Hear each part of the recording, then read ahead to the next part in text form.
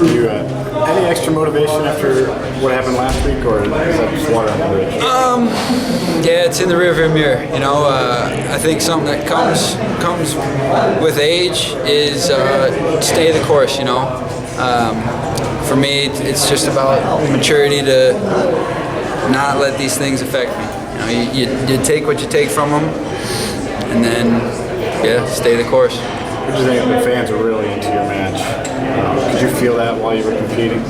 I know the fans are going to be behind me no matter what here. So maybe during the match you don't really notice it that much. Sometimes you do, sometimes you don't.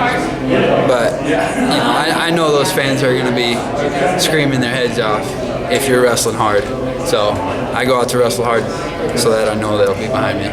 Tom talked about your patience and your evolution there as a wrestler, with not letting maybe things rattle you that happen early in the match and trying to get yourself back into it.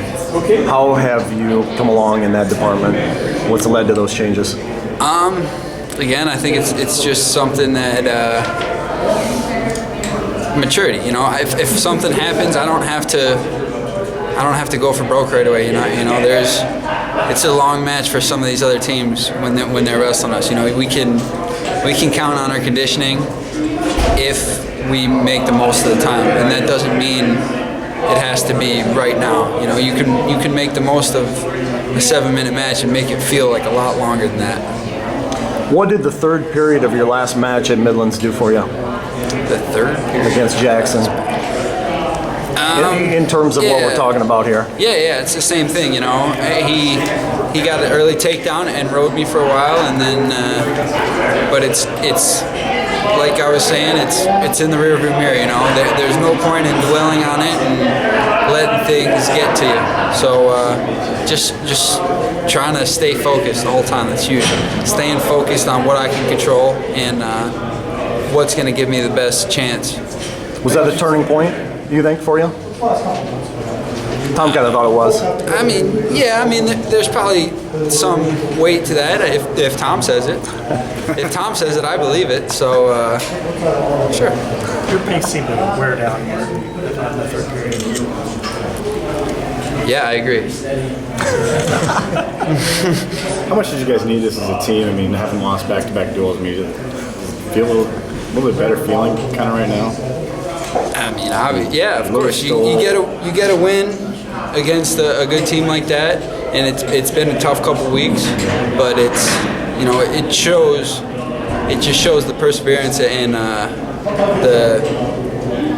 the system. The coach, if we do what the coaches have set in place for us, then good things will happen, and just understanding, this is fun. Who else gets to wrestle the other top 3 teams in the country within 2 weeks, and really see what you're made of? That third period, what changed for you to be able to get that takedown and ultimately get that win?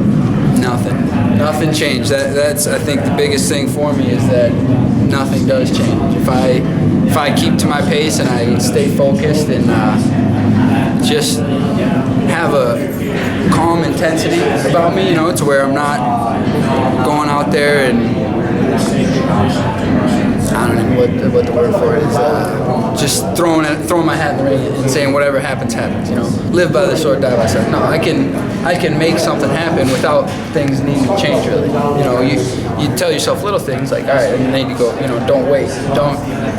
But it's not an oh crap moment.